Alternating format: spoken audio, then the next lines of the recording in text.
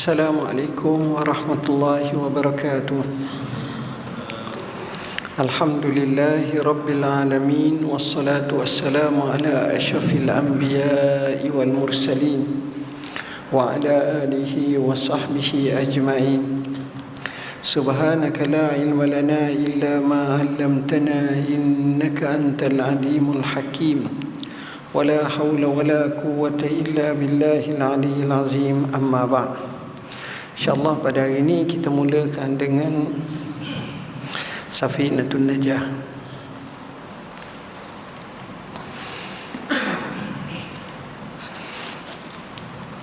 Muka surat apa? 1 Muka surat 170. Faslun fi syuruti jam'i taqdim.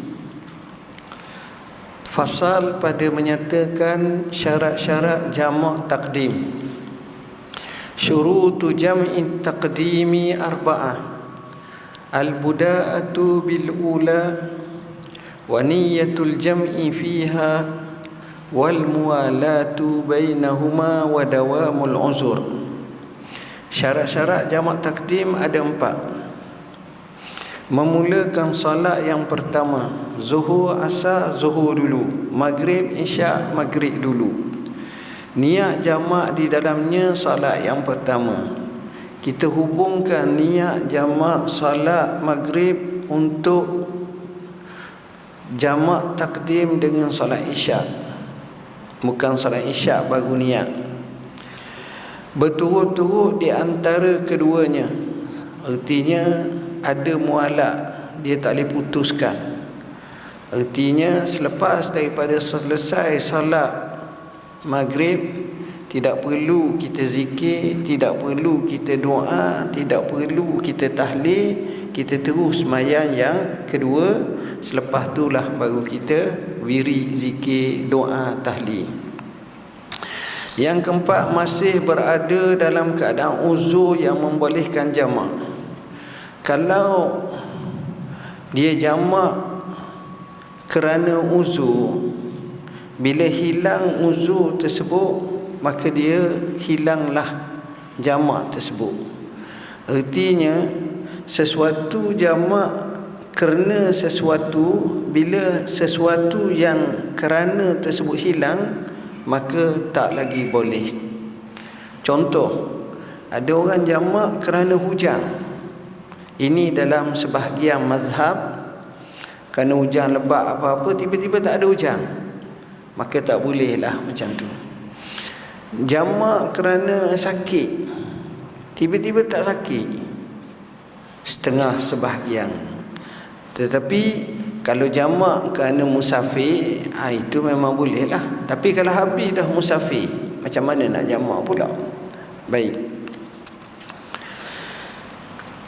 Faslun fi syuruti jam'i ta'khir. Fasal pada menyatakan syarat-syarat jamak ta'khir. Syurutu jam'i ta'khir isnani. Niyatut ta'khir wa qad baqiya min waqtil ula ma yas'uha wa dawamul uzri ila tamamis saniyah. Syarat-syarat jamak ta'khir ada 2.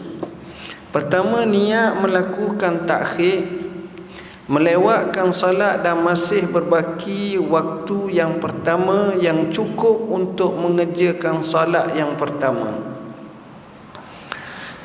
Bila kita nak takhir, bukan masa kita takhir tu baru kita niat, tapi masa zuhur lagi. Kebetulan kita nak pergi ke Kedah, nak pergi tu selepas mengajar pukul 10. Start kereta pukul 10, masuk highway,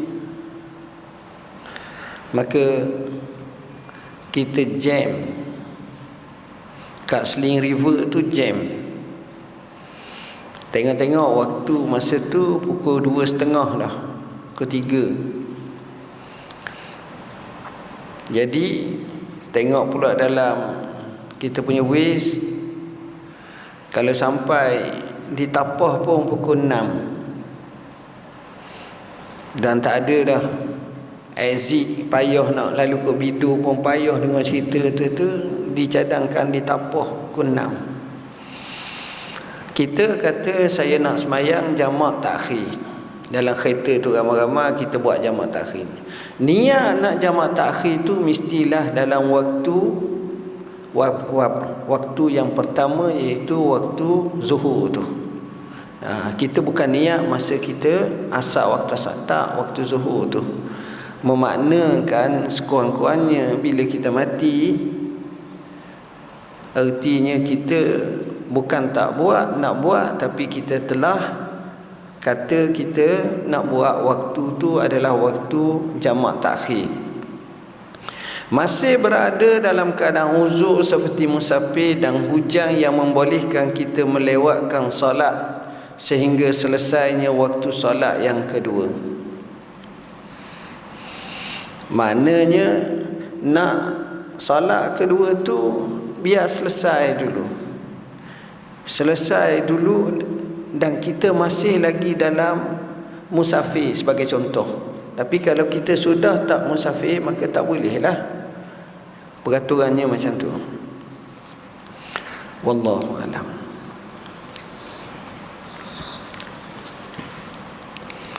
Bismillahirrahmanirrahim. Risalah Tauhid kan ni? Muka surat berapa?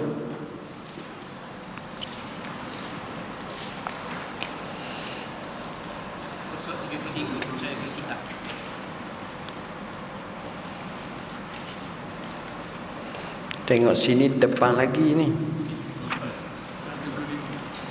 75 Nombor 4. Bismillahirrahmanirrahim.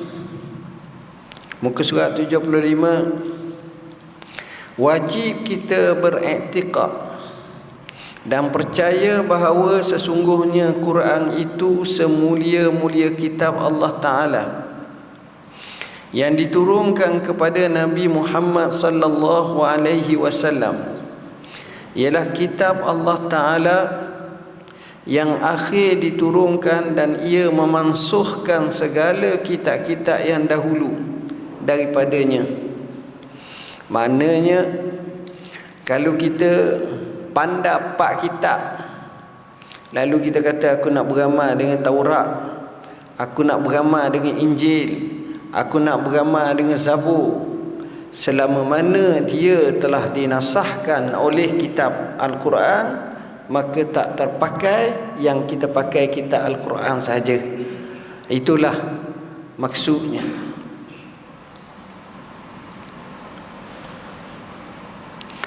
Dan Quran itu kekal hingga hari kiamat, tiada berubah-ubah dan bertukar-tukar, dan ia adalah sebesar-besar alamat atau tanda atas kenabian Nabi Muhammad sallallahu alaihi wasallam, kerana ia sebesar-besar mukjizat bagi Nabi Muhammad sallallahu alaihi wasallam, dan ia seluas-luas kitab mengandungi ilmu pengetahuan, sebanyak-banyak manfaat, setinggi-tinggi kemuliaan, dan mengandungi di dalamnya ajaran, tauladan, hukum-hukum, tegah perintah, wa'ad, wa'id, janji balas baik dan janji balas jahat, seksa, dan sebagainya. Itulah Al-Quranul Karim. Hadirin hadirat muslimin muslimat yang dirahmati Allah, Quran itu sebesar-besar mukjizat. Sesungguhnya Quran itu sebesar-besar mukjizat bagi Nabi Muhammad sallallahu alaihi wasallam. Kerana mukjizat yang lain telah lenyap, tetapi mukjizat Quran kekal selama-lamanya sesuai akal dan fikiran pada tiap-tiap ketika dan masa, sebagaimana telah dipersaksikan dengan mata. Tuan-tuan dan puan-puan yang dirahmati Allah, apa makna mukjizat? Mukjizat ni diambil daripada kalimah ajaza, yu'jizu, i'jaz, mukjizat. Apa makna jaza yu'jizu i'jaz? Maknanya kalau kita kata orang tua, orang perempuan tua, kita kata ajuz. Apa makna? Lemah. Bila datangnya jaza yu'jizu i'jaz, mari hak ni pelemah. Dia melemahkan orang lain, dia menyebabkan orang lain tak mampu. Itu maknanya. Jadi bila mukjizat ni tak boleh nak lawan, lemah. Hak gagah mana pun lemah, hak bijak mana pun lemah. Jadi Quran ni dia lemah. Menariknya, bila lemah di situ maknanya tak boleh nak buat macam Quran. Apa benda yang tak boleh? Hak lemah ni mukjizat kok mana? Maka kajian dibuat, rupa-rupanya mukjizat ni dia bukan daripada satu segi saja, banyak. Kaji punya kaji, kita akan tengok unik yang luar biasa. Pertama, kalau kita ambil bacaan lama, maksudnya cara para ulama dulu, dia akan sebut, dan ia sebut dalam Quran, makna mukjizat ni tidak mungkin sepandai mana, sebijak mana, sehebat mana manusia nak cipta Quran kedua. Itu dia akan lemah, tak boleh. Dan cipta Quran kedua ni bukan nak cipta Quran kedua sahaja, tak boleh. Nak cipta satu surah juga tak boleh. Wa in kuntum fi raibim mimma nazzalna ala abdina fa'tu bi suratin min mislih wad'u syuhada'akum in kuntum sadiqin. Kalau kamu rasa ragu dengan apa yang kami, yakni Allah, turunkan kepada hamba kami, yakni Muhammad sallallahu alaihi wasallam, Nabi Muhammad, maka sila datang hanya satu surah seumpamanya. Dan Allah bukan sekadar sebut surah. Takut kita ni rasa aku tak lewat seorang, kepakaran aku ni okey, panggillah semua pembantu kamu, hak bijak pandai di kalangan kamu, kalau kamu sebenar-benarnya boleh. Tak boleh sampai sekarang. Jadi di situ jelas makna mukjizat. Nak buat Quran kedua, nak karang Quran kedua, panggillah pakar-pakar sastrawan apa benda, tak boleh. Itu satu. Dan bahasa ni dia setepat-tepat bahasa, sehingga orang yang fasah bahasa Arab ataupun fasih bahasa Arab, bila orang ngajar Quran salah, dia tak boleh terima. Bahasa, kadang-kadang kalau kita ajar orang tu supaya bahasa yang tepat, bila ajar dia dengan bahasa yang tak tepat, dia tak boleh terima. Ada seorang tu dia ajar anak dia ataupun murid dia, ajar surah Tabbat Yada. Kita dengar Tabbat Yada, dia ajar Tabbat Yada. Budak ni sebut Tabbat Yadani. Dia ulang lagi Tabbat Yada, tak Tabbat Yadani. Tabbat Yada, Tabbat Yadani. Hoi, Tabbat Yada, Tabbat Yadani. Kerana kaedah kata, bila mana datangnya yada yang berbentuk musanna dua, binasalah kedua-dua belah tangan, maka kena baca yada itu dalam bentuk yada ni, kena ada nun. Jadi kena baca Tabbat Yada ni, budak tu betul. Tapi kenapa disebut Tabbat Yada Abi Lahab? Sebab di situ jadi mudhaf ilaih, maka kena buang nun. Maknanya tok guru nak ajar pun dia kena baca habis. Tabbat yada abi lahab. Baru betul. Tengok sikit je tak boleh terima. Tengok bahasa orang yang cerdik.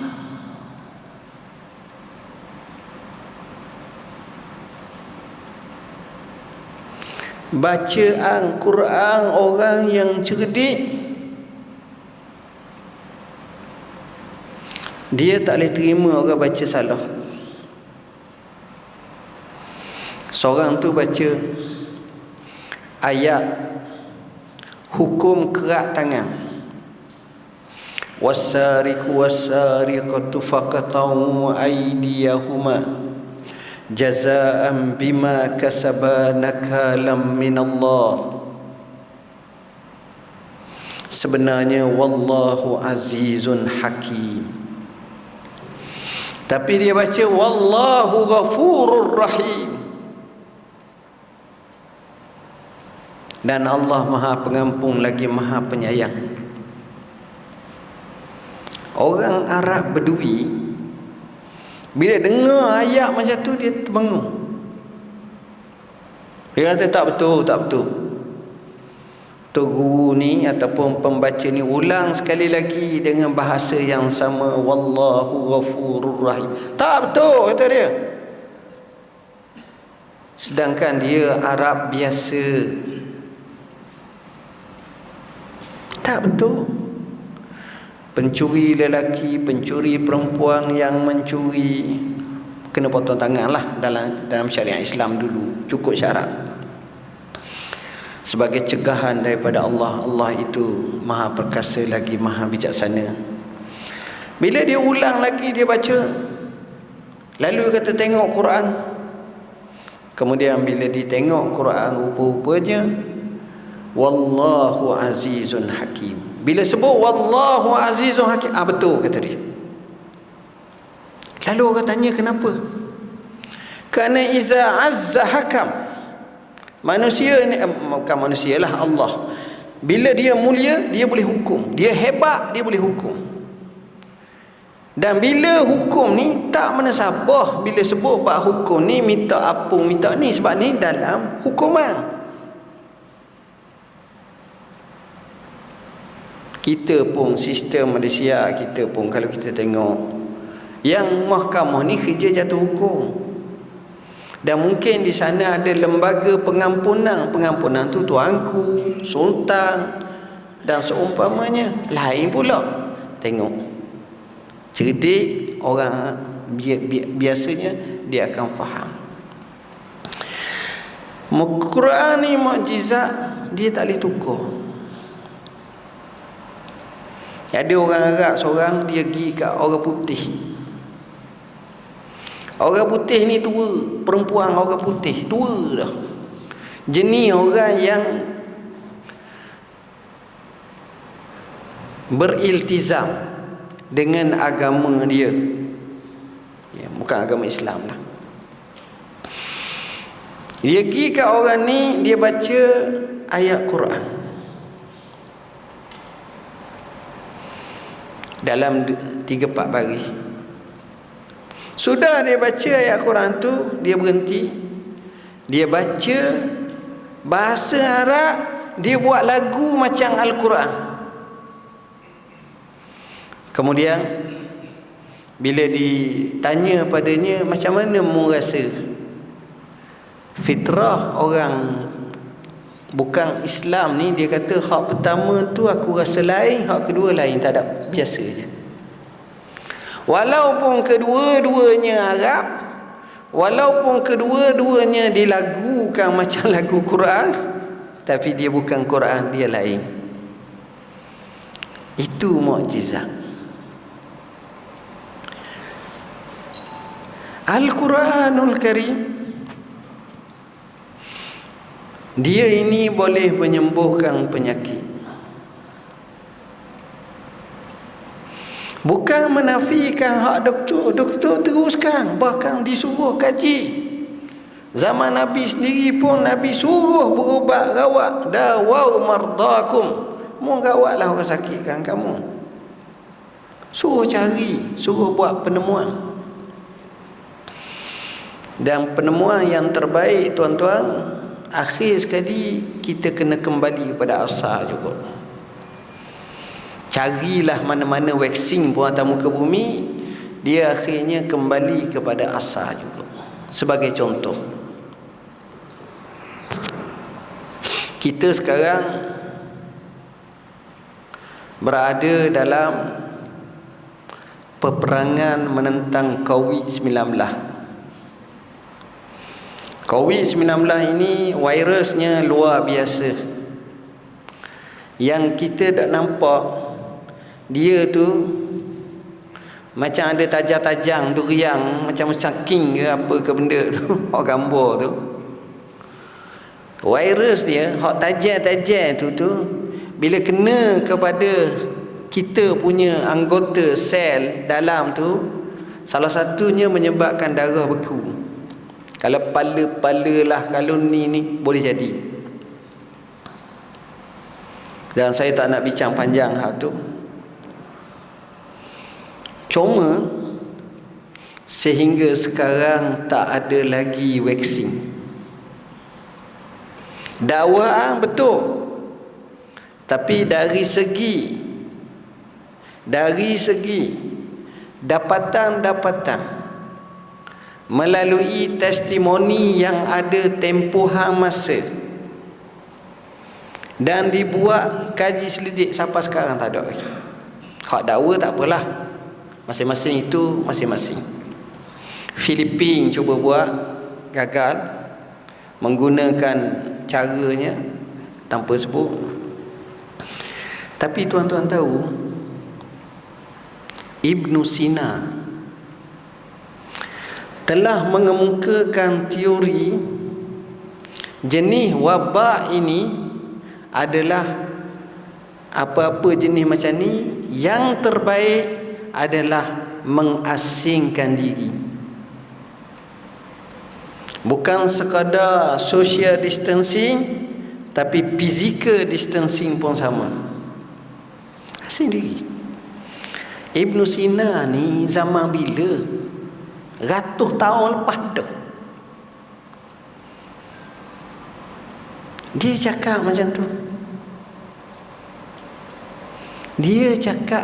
tu. Mungkin saya tak berhak untuk saya bercakap, tapi ini saya berbual dengan Dr. Naisham semalam. Dia datang Jabal Amba, buat COVID ni, cerita. Nak cerita, nak gambarkan kepada kita bahawa Nabi sudah sebut lama dah. Kalau berlaku wabak, mu duduk pakmu, hak ni duduk kat ni. Dalam riwayat Bukhari pula, duduk di rumah masing-masing. Kan mudah. Tengok Al-Quranul Karim, yang peliknya dia sembuh penyakit. Cuma ada syarat dia lah. Syarat dia sembuh penyakit, boleh jadi orang tukang baca tu imani, percaya betul-betul, yakin betul-betul, soleh betul-betul, ikhlas betul-betul, dan Allah kurniakan. Dalilnya dalam Sahih Bukhari, datang sekumpulan sahabat Nabi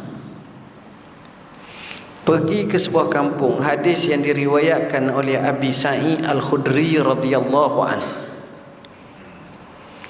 Sebuah kampung tu boleh jadi kampung tu bukan orang Islam kot. Sampai di kampung tu, duk kampung tu minta orang kampung untuk jadikan sahabat Nabi ni sebagai tetamu. Sahabat ni kata tak boleh, mungkin sayang ke bajet takut habis, tak bagi. Jadi sahabat-sahabat Nabi pun duduk dah di pinggir kampung tu, pasang kemah, carilah apa-apa yang patut, air, makanan hak baki-baki, pakat masuk, gitu je lah. kerana orang tak mahu sahabat ni jadi tetamu mereka. Dah duduk macam tu, tengah malam datang wakil penduduk kampung. 2-3 orang datang nak minta tolong. Kata dia minta tolong apa? Minta tolong kerana ketua kampung ataupun penghulu situ, Sayyidul Qaum, telah dipatuk satu binatang bisa, sama ada ular ke jeking kala ke, wallahu alam. Jadi mana-mana dukung, mana-mana perawat di kampung tu tak boleh nak rawat, tak jadi, sakit makin teruk. Akhirnya mereka pergi dekat sahabat-sahabat Nabi dan mereka pun tanya, ada tak di kalangan kamu yang boleh merawat? Sahabat Nabi kata, ada, tapi dengan syarat. Syarat dia apa? Kena upah lah. Yelah, orang buat lembut, kita buat lembut, buat baik. Ni kerah sama kerah ni, siapa kena masuk sendiri, payuh ni, kena upah lah. Okey. Sahabat ni pun pergi tengok, memang muka merah hijau, biru, sakit, tahan sakit. Sahabat ni pergi letakkan tempat, tengok tempat kena patuk tu, letak tangan yang mulia ataupun apa dia buat, dia hanya baca Fatihah. Sudah baca Fatihah terus sembuh, boleh bangun, boleh suka, boleh akak makan makanan dah, minuman dah, suka sangat. Akhirnya bila dah suka ni, dia kata dia bagi ke sahabat Nabi selembah kambing, sebab dia nilai sakit dia tu berat sangat.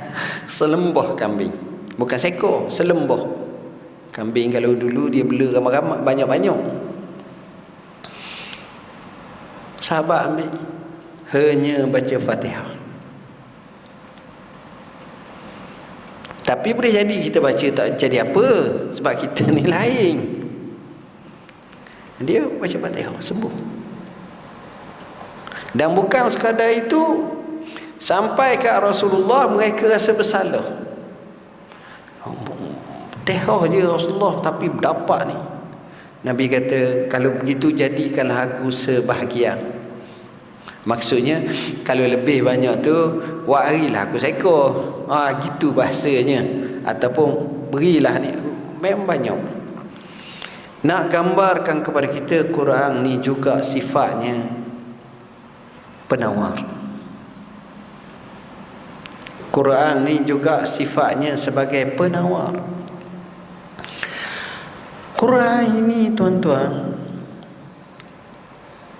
barang suruhannya, hukumannya, penyelesaiannya, bila diikuti dengan sebenar, memang itulah natijah.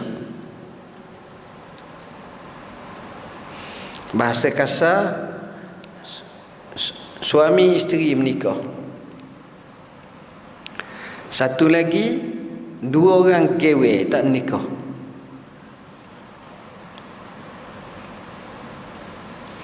Orang yang menikah ni, Allah bagi sakinah, Allah bagi rahmah, Allah bagi kasih sayang. Wa ja'ala bainakum mawaddatan wa rahmah. Allah sebut litaskunu ilaiha, ada. Orang yang geweh ni tak, hanya sedikit perasaan, selepas itu kekesalan. Tak rasa apa, tak rasa. Saya banyak kali tengok anak-anak yang terlanjur mengandung. 5-6 bulan sekali saya pergi biasanya. Ramai, ada tempat. Tak ada seorang pun kita tengok muka suka menanti kelahiran. Tak ada, tuan-tuan. Masam, kecewa. Sedangkan orang ni Tak beranak lagi duk tanya dah. Dah bilanya? Dia ingat macam ke tarikh nikah. Janganlah tanya pelik-pelik. Kadang-kadang orang tanya ni pun tak betul. Sampai anak dia kahwin, tanya, dah bila mu nak beranak? La ilaha illallah. Kalau anak tu cerdik abah, Allah sebut antum, Allah sebut afara'aitum ma tumnun antum takhluqunahu am nahnu khaliqun. Ni hak kerja Tuhan. Yahabu liman yasha'u inasa wa yahabu liman yasha'u zukur. Tengok. Dua-dua tu dari segi zahirnya rasa nikmat, tapi hak ni bahagia, hak ni tak. Kenapa? Kerana bila ikut Tuhan, bila ikut Quran, bila ikut syariah, dia rasa tenang. Dia rasa tenang. Dia tak rasa macam tu. Ini Al-Quran. Al-Quranul Karim. Yang peliknya, bila kita tengok dia sesuai. Zaman Nabi dia sesuai, zaman kita dia sesuai. Sekalipun 1400 tahun dah lebih. Zaman kalau Tuhan tak kiamatkan dunia lagi 2000 tahun akan datang, sesuai juga. Kita duduk di negara, dia ada bab namanya usul rang undang-undang. Berapa banyak kadang-kadang rang undang-undang kena beki, tak sesuai dah kata. Kena tambah dah, tak sesuai dah, kena ubah dah. Berapa banyak. Tapi hak Quran sebut tak perlu nampak ni tak apa sesuai dah valid dah, kena ubah lah sekarang. Dah sesuai. Memang dia sesuai. Ini tak boleh pelik kata. Inilah Al-Quranul Karim. Al-Quranul Karim sebagai mukjizat satu-satunya atas muka bumi yang paling banyak menghafaz Quran. Bukan Injil, bukan Taurat, bukan Zabur, dan bukan kitab-kitab, bukan cerita-cerita dongeng, bukan syair, bukan apa, Quran. Kerana Allah sebut wa inna lahu lahafizun. Dan peliknya kata Dr. Yusuf Al-Qaradawi dalam kitabnya Kaifa Nata'amal Ma'al Quran, bagaimana cara kita berinteraksi dengan Quran. Al-Quran ini bila kita tengok orang yang tak faham bahasa Arab pun boleh baca Quran. Boleh baca Quran, boleh hafaz Quran. Dia tak tahu, tapi dia boleh hafaz Quran. Kerana Allah sebut walaqad yassarnal Qur'ana lizikri fahal min muddakir. Kami memudahkan Quran untuk ingat. Ini Al-Quran. Jadi dari segi ingatan, dari segi hafazan, Allah pelihara Al-Quran. Al-Quran ni satu-satunya kitab yang paling banyak dicetak. Berapa banyak Malaysia kita ada Nashrul Quran. Ada pula syarikat-syarikat ni. Ada pula di negara-negara dunia. Saya sendiri pun dapat banyak. Syria ada cetak Quran, saya dapat. Mesir ada cetak Quran, saya dapat. Mesir tak ingat dapat ke tak rasa, tapi adalah Quran. Saudi memanglah kita tengok macam-macam tu macam Malik Fahad duk cetak Quran. Banyak orang pakai cetak Quran. Pelik. Al-Quran Allah pelihara. Al-Quranul Karim ini Allah jadi orang yang mengapa jaga Quran, orang tu Allah pelihara dia, orang tu boleh hidup. Kadang-kadang kita dengar cerita tahun 60-an, 50-an, lebih lagi, awal lagi, kemudian lagi. Hang ni duk ngaji Quran, duk baca Quran ni nak hidup macam mana? Tuan-tuan tahu, ada yang datang kat saya belajar tinggi UIA, tapi hanya mengajar Quran je, boleh hidup. Dan dia buat Facebook Live, boleh hidup. Saya dengar betul lah, baru ni saya duduk dalam kereta dengar, sedap suara, ngaji ramai followers. Ada dah sekarang ni interaktif melalui ini, ngaji depan tu pakai Facebook. Boleh hidup Quran. Ada seorang sahabat ni pula, dia lukis Al-Quran. Lukis Al-Quran beza dengan khat, tulis Al-Quran. Khatta, tulis Al-Quran. Dia lukis. Lukis ni seni yang lain, cabangan lain. Dia hadiahkan hamba tengok. Yang nak buat semua sekali, kata Allah, kata entah awak nak buat gini lama benar je. Buat pilih-pilih, surah-surah pilihan sikit-sikit mana-mana. Lukis Quran. Ada. Kalau tuan-tuan pergi ke Mekah, pergi Madinah, kalau kita menghadap Masjid Nabi, duduk dalam Masjid Nabi, menghadap arah kiblat, kita akan tengok di sebelah kanan, luar betul-betul tepi pagar Masjid Nabi belah kanan, dia ada tiga museum. Salah satunya Museum Asma Al-Husna, nama-nama Allah. Salah satunya museum tentang Madinah, cerita hijrah Nabi, cerita bagus betul, rumah Nabi macam mana, bilik Nabi macam mana, hak sebenarnya, hak kawasan, hak Yahudi, Bani Quraizah, Bani Qainuqa, Bani Nadir duduk mana, ditunjuk sini tempat dia. Ya, ada macam kita tengok orang nak beli rumah kan, ada tempat sini tunjuk, gitulah. Salah satu museumnya pula Museum Al-Quran. Ada orang sebelah Afghanistan kat kawasan tu, dia buat Quran terbesar di dunia, tulis sungguh sih.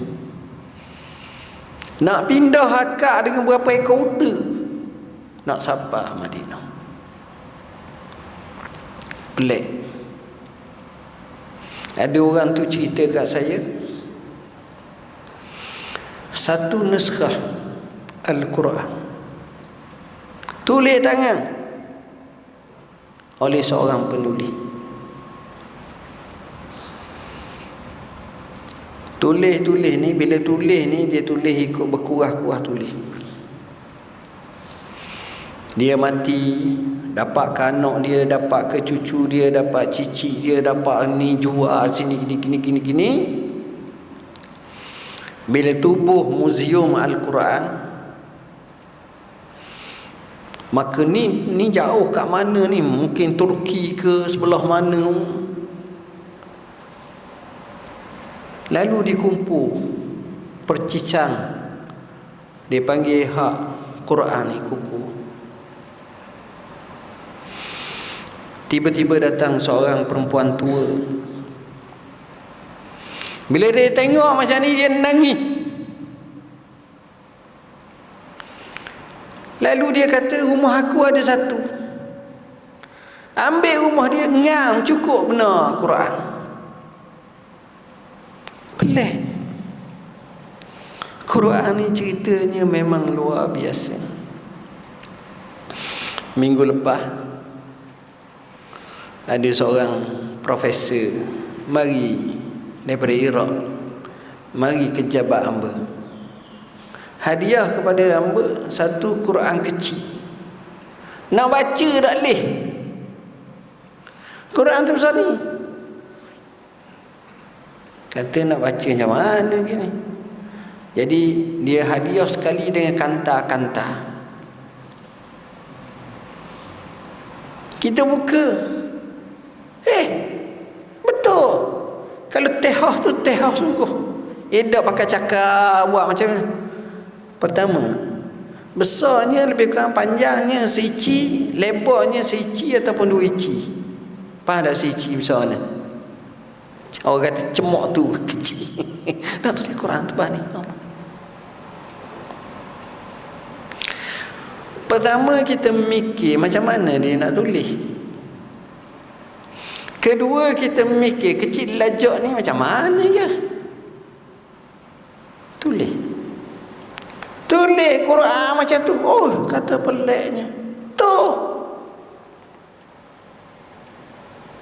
Barang tak boleh baca lah, Fatihah boleh lah dengan kulhu hak belakang tu ambil sekali, hak lain nak baca-baca Quran besar lah, kita pula mata rabung.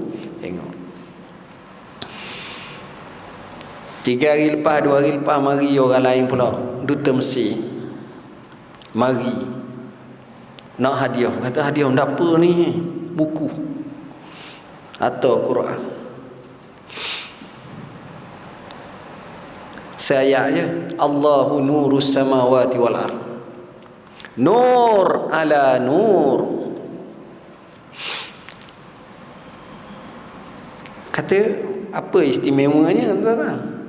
Dia kata masyarakat Mesir kuno dulu tulis Quran atas sejenis kertas. Kertas tu dipanggil bardi. Satu pohon kayu yang dia ambil, dia buat kertas, dia tulis.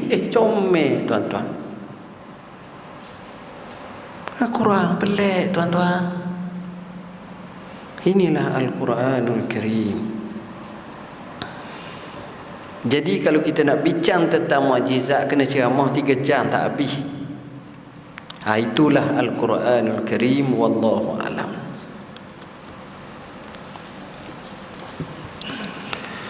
Bismillahirrahmanirrahim. Muka yang ke berapa?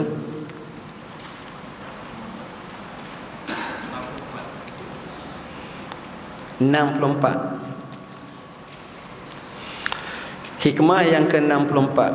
Qala al-musannifu rahimahullahu ta'ala, min jahlil muridi an yusi'al adaba fatu'akhkhar uqubatu anhu fayaqulu law kana hadha su'a adabin laqata'al imdad wa awjabal ib'ad faqad yaqta'ul madadu anhu min haitsu la yash'ur walau lam yakun illa man'ul mazid wa qad yuqamul bu'di wa huwa la yadri walau lam yakun illa an yukhalliyaka wa ma turid. Antara tanda kebodohan murid ni maknanya orang yang ingin mencari kebenaran, belajar. Orang kita kata murid itu apa maknanya? Mana murid itu daripada kalimah arada yuridu, murid isim fa'il, orang yang nak. Apa nak? Nak belajar, nak tuntut ilmu, nak pandai, nak hikmah, nak jadi orang, nak akhlak, nak hak molek-molek. Tu nak tu makna murid itu asalnya. Antara tanda kebodohan murid itu ialah jika dia berbuat salah, lalu ditangguhkan hukumannya, lantas dia berkata, andai kata ia salah dan berdosa, tentulah bantuan sudah diputuskan dan sudah dijauhkan. Ingatlah ada kalanya bantuan telah diputuskan dengan cara yang kita tak sedar, meskipun ia hanya beberapa, tidak ada tambahan baru. Dan ada kalanya pula ia telah dijauhkan padahal ia tidak mengetahuinya, meskipun jauh itu hanya berupa membiarkanmu menurutkan hawa nafsu. Ini bahaya. Yang ini menyebabkan kita akan jadi ghalib, kita akan jadi asyik, dan kita rasa kita ni okey, sebenarnya kita tak okey, kita KO. Kita tak sedar, tapi sebenarnya inilah yang berlaku. Saya beri contoh paling mudah. Ada seorang tu Ni bukan contoh spesifik tapi gambaran umum. Ada seorang tu, dia orang biasa hoha-hoha. Bila dia hoha-hoha, adalah dia temu dan dia berkenalan dengan orang baik. Orang baik ni kata kat dia, saudara,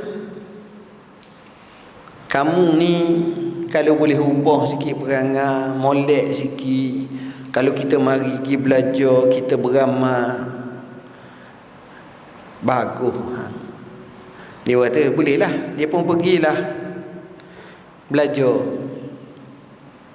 Bila dia pergi belajar, dia rasa seronok belajar. Dia rasa seronok belajar. Dan dia pula diberi beberapa amalan-amalan untuk dia beramal. Dia pun beramal. Dia rasa seronok beramal. Dia beramal satu dia beramal. Jadi dia seronok belajar, dia beramal.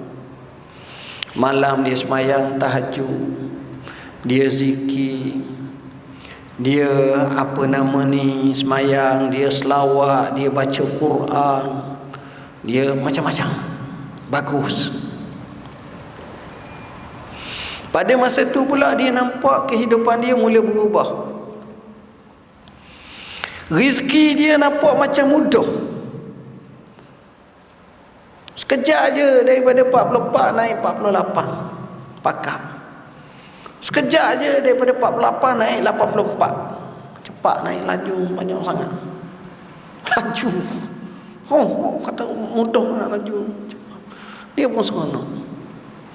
Tapi ada satu perangai dia. Contohlah, perangai jahat dia tu dia masih kekal lagi. Ibarat contoh dia berzina, dia dengan perempuan, ataupun dia minum arak. Hak tu dia sembunyi-sembunyi dia buat. Depan orang nampak okey. Wow. Hebat tu ni. Masya-Allah, mari yuk. Dahi pun hitam. Kalau tak hitam pun carilah celok bini letak sikit atas dahi, biar nampak hitam. Mari depan orang. Dan orang pun nampak sikah, masya-Allah. Tapi ada satu dua perangai jahat dia tu, dia sembunyi dia buat. Dia dapat. Orang nak suruh dia tazkirah, masya-Allah, dia lebih pandai pada ustaz tazkirah. Bahasa dia dari segi untuk influence manusia, hebat. Ini termasuk contoh yang jelas macam kita bincang hari ini.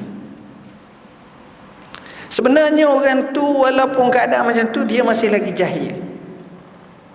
Kenapa? Kerana sangkaan dia, oleh kerana zahir nampak dia buat molek, tapi ada sedua perangai tak baik tu dia buat juga. Dalam saat yang sama, Allah bagi kepadanya rizki demi rizki, kemudahan, nikmat. Maka kalau adalah kawan-kawan rapat dia, terutamanya bini dia tahu, bang, abang ni nampak bagus sangat, tapi perangai ni gini, hak ni tak molek bang. Dia jawab apa? Dia kata, kalau betul aku tak betul, sudah barang tentu hak kita dapat ni Allah tarik, Allah beri gini menyebabkan kita jadi teruk, apa kedana miskin. Allah, dia duk nampak macam tu. Tuan-tuan, Firaun Allah bagi kaya, Haman Allah bagi kaya, Qarun Allah bagi kaya. Tidak semestinya dengan kaya tu bermakna Allah redha. Tidak semestinya dengan kedudukan yang mulia tu Allah redha. Nak tahu redha tak redha, bagaimana hubungan dia, istiqamah dia dengan agama Allah. Tu je. Dia jaga semayang, dia jaga ibadat, dia tak buat maksiat, Allah redha lah tu. Jadi kalau fikiran macam ni, ya ini yang paling banyak. Akhirnya dia tak ke mana. Dia tak ke mana dan dia tak lagi. Dia setakat tu. Dia sesal akhirnya. Dan orang ni dia tak akan sampai. Dia tak akan sampai. Sebab puncak nikmat tuan-tuan, kita nak satu je. Kalau boleh Allah panjangkan umur kita, kita nak satu je. Naknya hari kita mati tu, kita kata alhamdulillah, aku puas hidup. Puas dengan amal soleh. Bukan puas ni maknanya jemu, bukan. Puas hati. Puas ni ada, aku puas dah hidup tu maknanya kecewa. Bukan puas gitu. Puas hidup ni mana? Puas. Anak-anak berjaya, ikut Islam, akhlak comel, kawan-kawan baik, sedekah sedikit banyak ada, infak ada, buat baik ada, jasa ada. Puas hati. Ini baru puas hati. Ni puas. Tapi berapa ramai orang tak puas? Sebenarnya kebanyakannya tak puas. Sebab kita, bila kita sampai kepada tahap tu tuan-tuan, manusia bila sampai tahap macam saya sebut tadi tu, akhir lahzah, dia akan minta dengan Tuhan satu perkara untuk buat satu perkara. Manusia bila berada pada last day, last minute, last saat, dia akan minta kepada Allah satu perkara untuk dia lakukan satu perkara. Allah sebut, "Lau akhartani ila ajalin qarib fa asaddaqah." Masa tu lah, ya Allah, kalau boleh paspung sikit masa hidupku ni, kerana aku nak sedekah. Tu je. Masa tu. Tapi hak ni puas. Dia puas. Orang macam inilah orang yang akan beruntung dunia dan beruntung akhirat. Tapi tak ramai tuan-tuan. Ramai di kalangan kita tak selesai. Sebab kita, benda lain kita boleh merancang nak begini, merancang nak begini. Tapi kadang-kadang kita terlupa nak merancang macam mana mati, selepas mati macam mana. Yang ni kita entah kalau bincang ni tak maju lah. Sebenarnya teori itu pun salah. Berapa ramai orang maju duk bincang waktu akhirnya lebih hebat pada kitanya. Sayyidina Umar molek-molek ada kuasa hampir sepertiga dunia. Bukan kampung dia je jadi ketua kampung. Sayyidina Umar jadi ketua kampung Madinah, Hayatun Nas ataupun Haratun Nas. Bukan gitu. Dunia dia khalifah. Rom rebeh bahu Rom, sampai Syria tumbang, Parsi hancur. Macam Raja Parsi koyak surat dia, begitulah Sayyidina Umar koyak kerajaan Parsi, habis empire orangnya. Habis tengok macam mana Umar ibn Al-Khattab. Jadi bila kita sebut inilah yang sentiasa kita kena mujahadah, kita kena lawan. Bila ada saja mari seperti niat, tak apa, tak kena.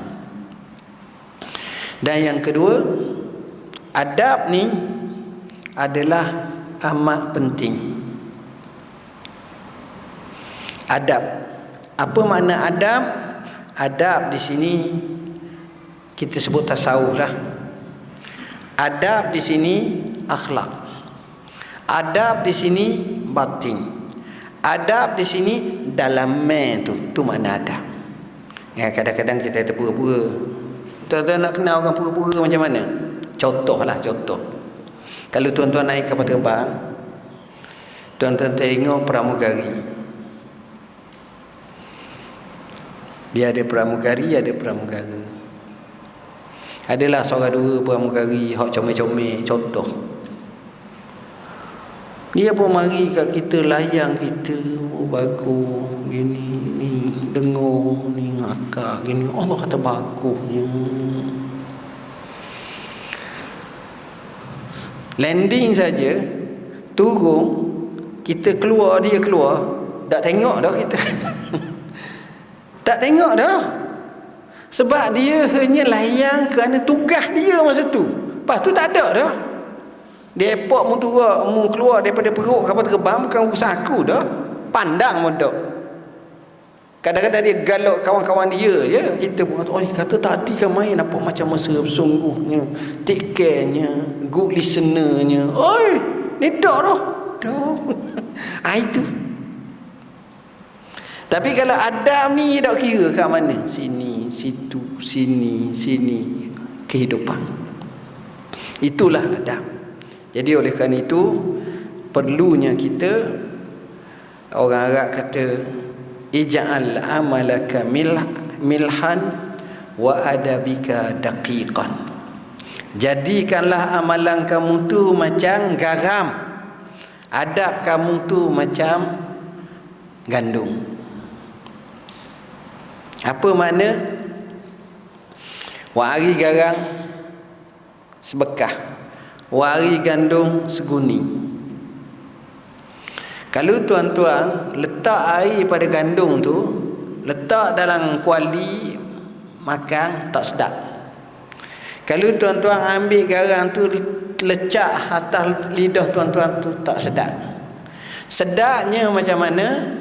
Ambil gandum, ambil garam, masuk air, uli, kacau, lepas tu barulah jadi makanan tu. Orang kata taklah rasa tawar, taklah rasa ni, jadi sedap atas lidah. Maknanya kalau kita ada ilmu, kena ada adab. Kalau kita ada adab, kita juga kena ada ilmu, kita juga kena ada amal. Gabung antara ilmu, amal, adab, jadi comel. Kadang-kadang misah tu yang menyebabkan kadang-kadang hak ni kosong, hak ni tak ada, hak ni tak ada, itu jadi masalah. Gabung. Semalam saya dengar dalam ni kehidupan, kadang-kadang kita kena mikir tuan-tuan. Saya tengok ada seorang tua ni dalam YouTube je lah, saya tak ada kawan belah mana untuk YouTube buka tengok. Arab. Dia ingat umur dia mungkin kat 80 lebih, kat 90. Cara janggut putih semua dah, duduk cerita sejarah. Ni pengalaman Tizam bagus. Aku rasa hebat dia. Lalu aku tengok dia ni minat kepada, muyun kepada pandangan Abul A'la Al-Maududi. Maka aku pun tengok bagus. Kemudian akhirnya aku tengok tasawuf. Aku diajar. Aku pun mikir tasawuf ni macam mana. Dan aku dapati tasawuf ni seolah-olah sukar untuk direalitikan dalam hidup. Kehidupan kita realiti. Aku pun tengok pada falsafah. Aku baca bahagian falsafah lama, kuno, baru, dalam, apa semua sekali ni. Aku pun rasa kagum dengan falsafah.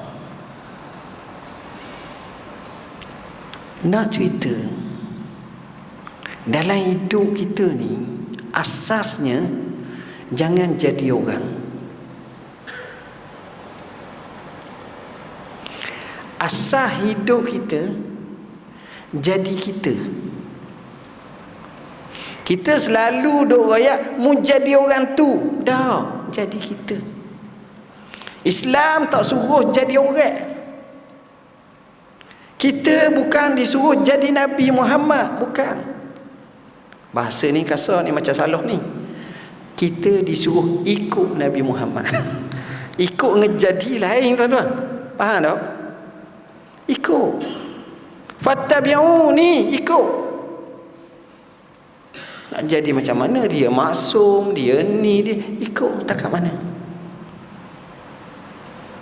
Sebab itu kita tengok Nabi, dia tidak mengabu bakarkan Umar. Dia tidak menusmankan Ali. Dia tidak mengalikan Muawiyah atau seumpamanya. Abu Bakar dengan keabu Bakarannya, Umar dengan keumarannya, Ali dengan kealiannya, Osman dengan keosmanannya. Watak-watak itu tetap ikut Nabi. Tapi gaya mereka,